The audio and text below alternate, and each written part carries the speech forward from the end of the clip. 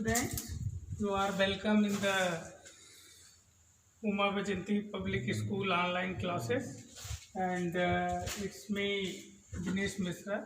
I think that you are already appointed to teach you the first chapter of your civics book, that is Social and Political Life, in which we said today study the topic the Indian Constitution. In your previous classes, that is in class 7, you have already studied about some features of the Indian constitutions.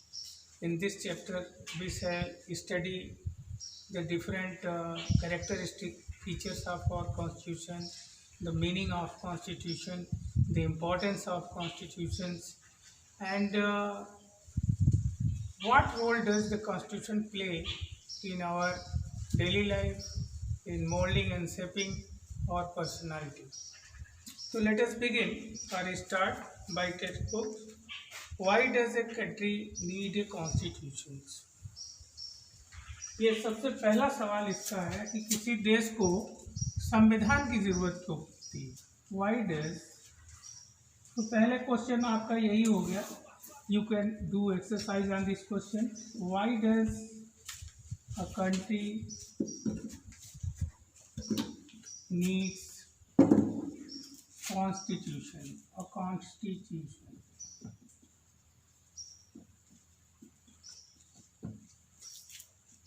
Why does a country need a constitution? Today we know that most of the countries around the world are have constitution. आज हम जानते हैं दुनिया में लगभग जितने भी देश हैं, हर देश का अपना एक संविधान है. और लेकिन इसका मतलब ये नहीं है कि जितने देश हैं, जिन देशों के पास संविधान है, वो देश लोकतांत्रिक भी हो. It is not necessary that all countries having a constitution must be a democratic country. Y?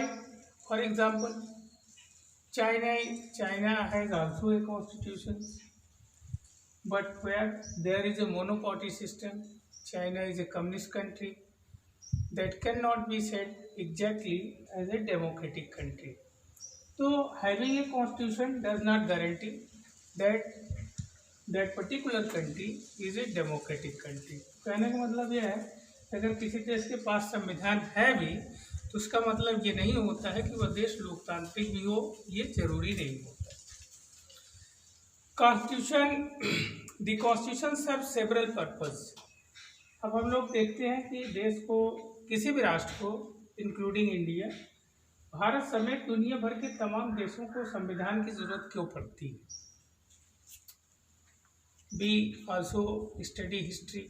हम लोग इतिहास भी पढ़ते हैं और हम अपने देश के स्वतंत्रता संग्राम के बारे में भी जानते हैं. हमारे पास पूर्व ज्ञान है कि किस तरह से हमने विभिन्न अधिकारों के लिए अंग्रेज़ों से लंबी लड़ाई लड़ी.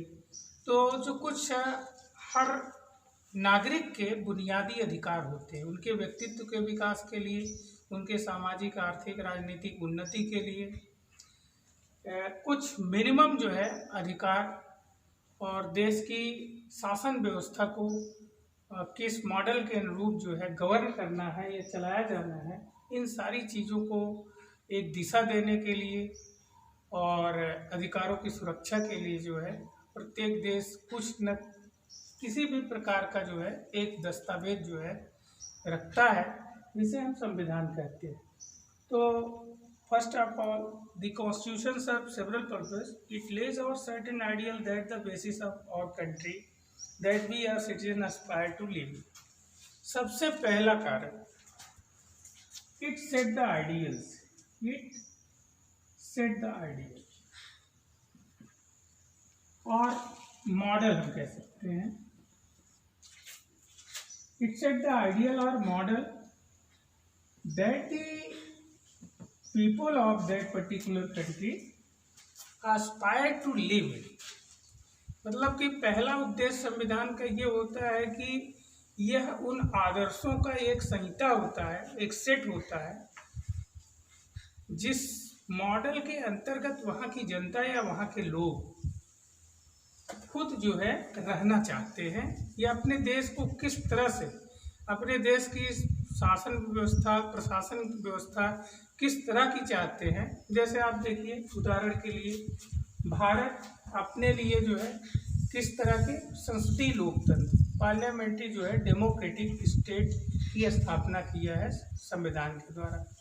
हमारा संविधान हमारे देश में समाज की किस तरह की व्यवस्था किया है, socialistic pattern of society, Samajwadi समाज की स्थापना किया है, जिसमें पब्लिक सेक्टर, प्राइवेट सेक्टर दोनों का अस्तित्व है, दोनों साइड बाय साइड चलते हैं और देश के आर्थिक और सामाजिक विकास में जो है चहुमुखी विकास में अपना योगदान दे रहे हैं।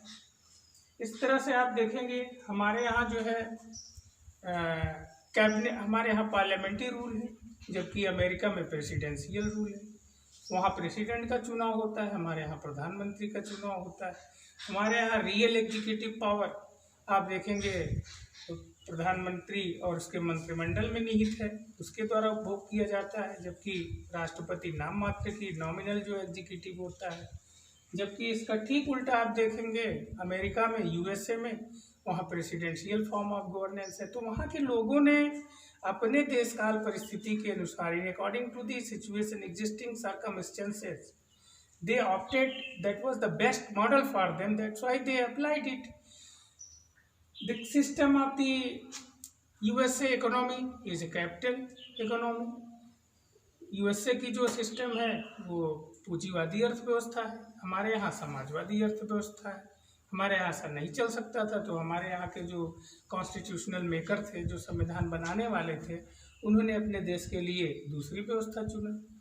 तो कहने का मतलब यह है कि एक जो संविधान है वो देश की इच्छाओं का, देश के लोगों की इच्छाओं का प्रतिबिंब है, जो ये प्रदर्शित रिफ्लेक्ट करता है कि वो अपने देश के लिए किस प्रकार का मॉडल, किस प्रकार की शासन व्यवस्था या किस प्रकार की शासन व्यवस्था में वो खुद रहना चाहते हैं, या अपने लिए किस प्रकार का सिस्टम क्रिएट करना चाहते हैं, उसको वो जो है शो करता है, रिफ्लेक्ट करता है, प्रदर्शित करता है। अभी आपने देखा जब हम लोग संविधान की प्रस्तावना पढ़ते हैं शुरू में, जिसको संविधान की आत्मा भी कहा जाता है, the preface of the Indian constitution is also said as a spirit of our Indian constitution, जो उसकी हृदय और आत्मा है, उसकी शुरुआत होती है we the people of India, we the people of India having solemnly resolve.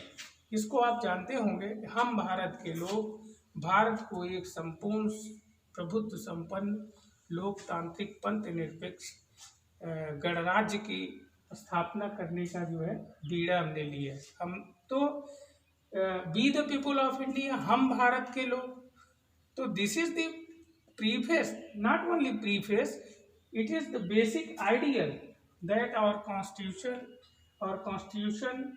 aimed at to establish there in our country। तो पहला इम्पोर्टेंस जो है, किसी देश को संविधान की जरूरत क्यों पड़ती है, तो पहली जरूरत उसकी यही है कि वो एक आइडियल या मॉडल जो है वहाँ के लोगों के इच्छाओं का प्रतीक होता है कि वो अपने लिए किस तरह की शासनिक प्रशासनिक व्यवस्था की स्थापना करना चाहते हैं। A country is usually made up of different communities of people who share certain beliefs but may not necessarily agree on all issues. A constitution helps serve as a set of rules and principles that all person in a country can agree upon. तो second इसका एक दूसरा उद्देश्य क्या होता है, we know that country like ours, country like India, it is characterized by the existence of great socio-economic diversity। हमारे देश में तमाम प्रकार की सामाजिक आर्थिक विभिन्नता पाई जाती है। दुनिया भर के तमाम हजारों बोलियां बोलने वाले लोग मिलते हैं, कई प्रकार के धार्मिक समुदाय भी हमारे यहाँ। तो हो सकता है कि इन तमाम समुदायों के बीच में डिफरेंसेस हों, but there must be certain points or rights that must be agreed upon to operate the systems in desirable manner। तो सही तरीके से व्यवस्था को चलाने के लिए कुछ बिंदु ऐसे होंगे जिन पर जो है लोग सहमत होंगे। तो इस लोक सहमति को बनाने के लिए भी संविधान हमारे लिए जरूरी होता है। तो this includes not only the type of government but also an agreement on certain ideals that they all believe the country should uphold. Let us try and understand what we mean by this through two contrasting situations in the recent history of Nepal, a country that borders India in the north. और इसकी पुष्टि कि किस तरह से the constitution accommodate the divergent situation existing in a country in which there is a diversified groups of peoples. How does constitution accommodate different kinds of social groups and pressures? We can exemplify it with the help of Nepal, which is our neighboring country, जो हमारा एक पड़ोसी मुल्क है, देश है नेपाल। और किस तरह से इस प्रकार की परिस्थिति को वहाँ के संवैधानिक तंत्र ने इसको जो है स्थापित किया वहाँ पर, उसके उदाहरण के द्वारा जो है हम अपने इस पॉइंट को स्पष्ट करने की कोशिश करेंगे। Until recently Nepal was a monarchy। अभी हाल के दिनों तक नेपाल में राजतंत्रात्मक व्यवस्था थी, where all the powers were concentrated in the hands of king। जहाँ की समस्त शक्तियाँ, न्यायपालिका की शक्ति, कार्यपालिका की शक्ति और विधायी शक्तियाँ, सब कुछ राजा के हाथों में ही केंद्रित थी। But the previous constitution of Nepal which had been adopted in 1990, लेकिन नेपाल का जो पूर्व संविधान था जिसे 1990 में एक्सेप्ट किया गया था, एडॉप्ट किया गया था, reflected the fact that the final authority rested with the king. A people movement in Nepal fought for several decades. 1990 का संविधान एक बना था नेपाल में, उसमें ये व्यवस्था की गई थी कि अंतिम निर्णय जो है वो राजा के हाथ में था। तो sometimes those legislation on which the king interest was dashing with the interest of the general publics were very often vetoed by the kings. So peoples were very annoyed and the constitution turned to be quite ineffective and inefficient. 90 में एक संविधान बना था नेपाल में, और हुआ ये कि जब वो संविधान बना तो उसमें एक व्यवस्था रखी गई कि किसी भी मुद्दे पर अंतिम निर्णय लेने का अधिकार राजा के पास दे दिया गया। तो संविधान, वो जो संविधान था उसमें इनबिल्ट वीकनेस आ गई, वो अक्षम हो गया, संविधान अप्रभावहीन हो गया, क्योंकि ऐसे सारे जो है विधायन जहाँ पर राजा का हित पब्लिक के इंटरेस्ट से टकराता था और राजा के हितों में कटौती होती थी, तो राजा ऐसे विधायकों को वीटो कर देता था, अपना निषेधाधिकार प्रयोग कर देता था, जिससे वो विधेयक जो है पास ही नहीं हो पाता था और राजा अपने मनमानी करने लगता था। तो लोग इससे असंतुष्ट हुए और फिर हुआ क्या कि वहाँ के लोगों ने इसके खिलाफ जो है संघर्ष किया and finally in 2006 they succeeded in putting an end to the powers of the king. अंततः जो है लोगों ने संघर्ष किया और 2006 में राजा की जो तमाम शक्तियाँ थी इस प्रकार की, उनको समाप्त करने में लोग सफल हुए। The people had to write a new constitution to establish Nepal as a democracy। वहाँ के लोगों ने नेपाल के लिए एक नया संविधान लिखने का जो है डिसीजन किया, निर्णय लिया, and it did not reflect the ideals of the country that they want Nepal to be and that they have to fought for। अब सवाल ये उठा कि दो बार वहाँ संविधान बना, 1990 में, 2006 में नेपाल में संविधान बना। 1990 का जो संविधान था हमने आपको बताया वो इनइफेक्टिव था, क्योंकि उसमें कुछ ऐसी खूबियाँ थी जिसकी वजह से वो जनता की इच्छाओं के अनुरूप वो व्यवस्था काम नहीं कर पा रही थी। जनता चाहती थी कि सब समाज में समानता हो, तमाम जो है जॉब्स पर लोगों का समान रूप से अधिकार हो, समाज में समानता हो, लोग स्वतंत्र हों, आज़ाद हों। लेकिन इस प्रकार के जो लोकतांत्रिक मूल्य थे, अवसर की समानता हो, लोगों को धार्मिक आज़ादी प्राप्त हो, सामाजिक आज़ादी रहे, तो इन तमाम प्रकार के जो लोकतांत्रिक मूल्य थे वो संविधान की एस्पिरेशन को, वो लोगों की एस्पिरेशंस को पूरा करने में 1990 का जो संविधान था वो अप्रभावहीन था। तो लोगों ने इसके खिलाफ लड़ाई शुरू की और उस संघर्ष के बाद 2006 में उस संविधान को समाप्त कर दिया गया। राजा के जितने अधिकार थे उसे समाप्त कर दिया गया और एक नया संविधान, एक ऐसा संविधान जो लोगों की या जन आकांक्षाओं को पूरा कर सके को बनाने का निर्णय लिया। ठीक है, तो कहने का मतलब ये है कि संविधान की जरूरत हमें इसलिए पड़ती है कि अगर संविधान हमारी जन आकांक्षाओं को प्रतिबिंबित करने का एक साधन है, तो constitution reflect the aspirations of the people which they aspire to establish और टू लिव इन। लोग जिस व्यवस्था में रहना चाहते हैं उनकी इच्छाओं को प्रतिबंधित करने वाला एक दस्तावेज होता है संविधान।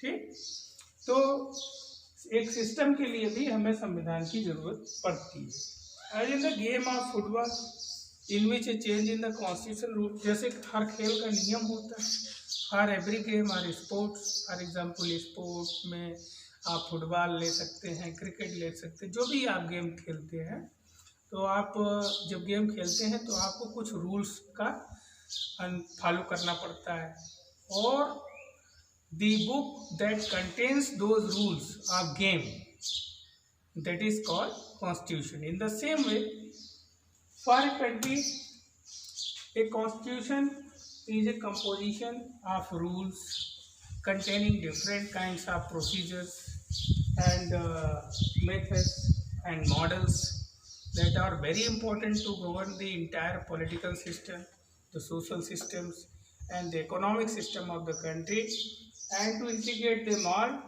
for the overall growth and development of the country। देश के समस्त सामाजिक, आर्थिक, राजनीतिक विकास के लिए ये जो है संविधान में तमाम तरह के नियम होते हैं और प्रोसीजर होते हैं, प्रविधियां होती हैं, जिनके द्वारा जो है देश को तरक्की के राह पर जो है प्रवृत्त करने के लिए उन मॉडल्स को लागू किया जाता है। अब इसमें देखिए नेपाल का उदाहरण अगर हम लें तो Nepal, by moving from a monarchy to a democratic government, need to change all its constitutive rules in order to usher in a new society. This is why the people of Nepal adopted a new constitution for the country in 2015. अब पूर्व existing condition को समाप्त करने के लिए और नई जो है समाज के निर्माण के लिए, नई व्यवस्था कायम करने के लिए हमें जो है कुछ चेंज या सिस्टम को बदलने की ज़रूरत पड़ती है और उस बदलाव को लाने का सबसे इम्पोर्टेंट जो साधन है वो है संविधान। तो संविधान की ज़रूरत सामाजिक परिवर्तन के लिए भी हमें होती है। तो हमारा जो थर्ड नीड्स है वो है सोशल रिक्वायरमेंट या सोशल चेंज को इफेक्टिव करने के लिए, उसे जो इम्प्लीमेंट करने के लिए हमें संविधान की ज़रूरत पड़ती है। The second important purpose of a constitution is to define the nature of the country political system.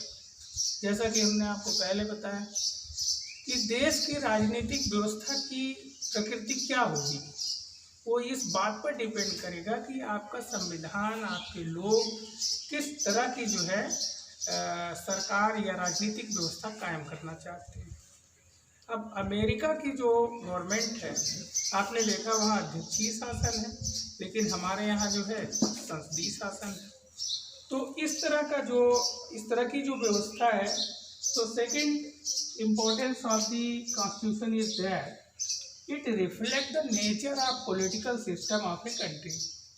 तो हमारा जो संविधान है या किसी भी देश का जो संविधान है वो देश की राजनीतिक या राज व्यवस्था के स्वरूप को भी रिफ्लेक्ट करता है।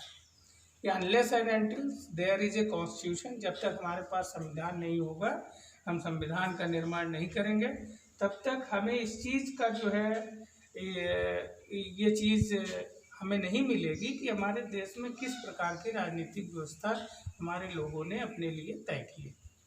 तो भारतीय इंडियन कॉन्स्टिट्यूशन के जो फेमस थे, उन्होंने अपनी एग्जिस्टिंग जो सर्कमस्टेंसेस थी, जो वर्तमान परिस्थितियाँ थी, उसमें उन्होंने अपने लिए संसदीय मॉडल चुना।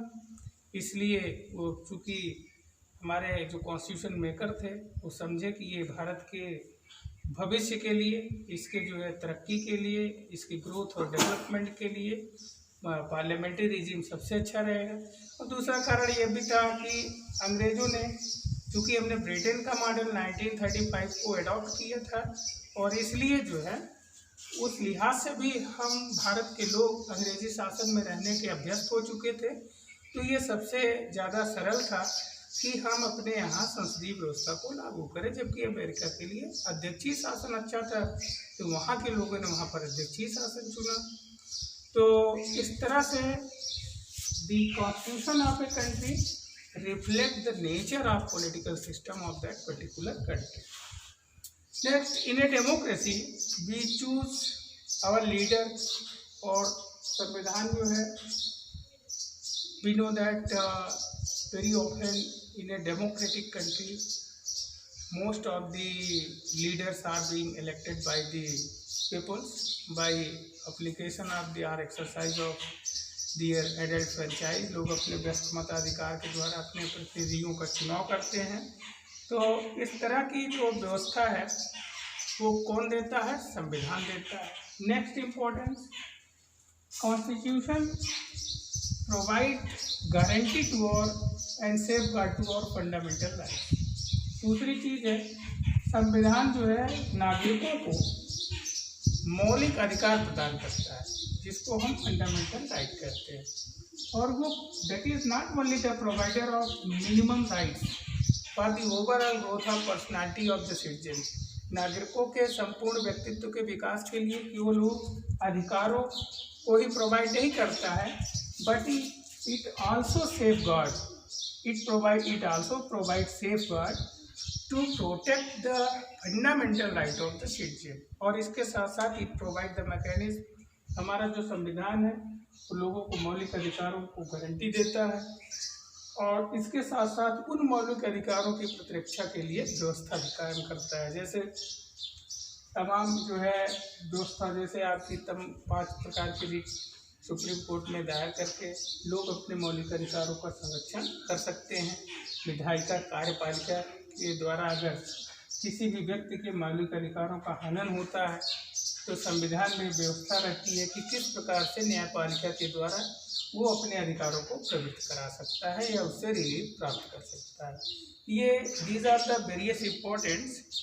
एंड यू नो, सेकेंड, जैसा कि आपने पिछले कक्षा में पढ़ा था कि ओम प्रकाश वाल्मीकि के साथ क्या हुआ था, उनको क्लास में नहीं बैठने दिया, रेशियल डिस्क्रिमिनेशन, उनके साथ जाति विभेद किया जाता था। और आपने पंडिता रमाबाई का किस्सा आपने पढ़ा है, देखा है क्लास 7th में। तो किस तरह से इस प्रकार के जो सामाजिक विषमताएं हैं, सामाजिक जो है इनइक्वलिटी, सोशल इनइक्वलिटी, पॉलिटिकल, पहले आपको पता है कि बिफोर द इंडिपेंडेंस और before the commencement of the Indian constitution, peoples were not permitted to participate in the electoral process, particularly the womens, महिलाओं को वोट देने का अधिकार नहीं था। देश के संविधान के लागू होने से पहले समाज के तमाम गरीब लोग थे, तमाम लोअर स्टेटा के लोग थे, शेड्यूल कास्ट और शेड्यूल ट्राइब्स के लोग, जिन्हें वोट देने का अधिकार नहीं था। तो समाज का एक बहुत बड़ा वर्ग जो है राजनीतिक, सामाजिक, आर्थिक विकास की, सामाजिक विकास की, राजनीतिक विकास की मुख्य धारा से कटा हुआ था। उन्हें किसी भी प्रकार के अधिकार प्राप्त नहीं थे। लेकिन संविधान बनने के बाद इन तमाम वर्गों के समाज में सामाजिक समरसता और समानता स्थापित करने के लिए, लोगों में अवसर की समानता स्थापित करने के लिए, लोगों को समान रूप से आज़ादी प्रदान करने के लिए, उन्हें स्वतंत्रताएं जो है प्रदान करने के लिए भी हमें संविधान की ज़रूरत होती है। तो इस तरह से these are the different importance of needs, why do country needs a constitution. और इसमें अब आप एक चीज़ और भी देख सकते हैं features. I think that it is enough. Now there are 3 questions for your homework. उसको आप नोट कर लीजिए। आज की क्लास में सिर्फ आप इतना ही पढ़िए। These are the 3 questions which you have to dealt with at your home. इस पे आप एक्सरसाइज करिएगा। नंबर 1 है, why do we need a constitution.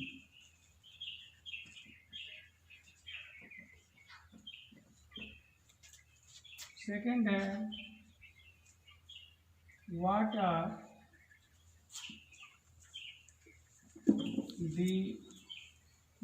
the bats in monarchical form of government? Monarchical form of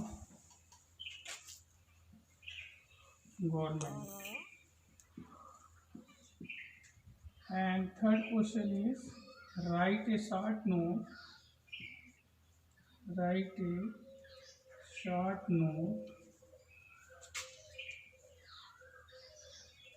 on the social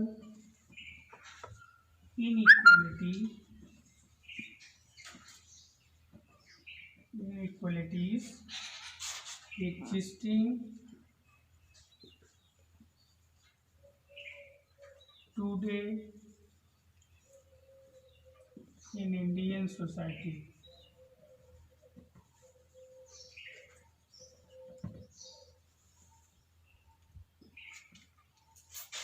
So this is homework for you to do, and thank you. Question आप एक बार सुन लीजिए। Why do we need a constitution? हमें संविधान की आवश्यकता क्यों होती है? Next question, what are the bats in monarchical form of government? राजतांत्रिक या राजतंत्रात्मक शासन व्यवस्था की क्या कमियां हैं, क्या बुराइयां हैं, उसको आपको लिखना है। थर्ड है, right A short note on the social inequality existing today in Indian society. तत्कालीन या समकालीन भारत में व्याप्त सामाजिक असमानताओं पर आप एक टिप्पणी लिखिए। अभी हमारे समाज में किस प्रकार की सामाजिक असमानताएं विद्यमान हैं या हमें देखने को मिलती हैं, उन पर आपको एक शॉर्ट नोट लिखना है। Thank you so much. I hope that you will have definitely like this class and enjoy it. Thank you.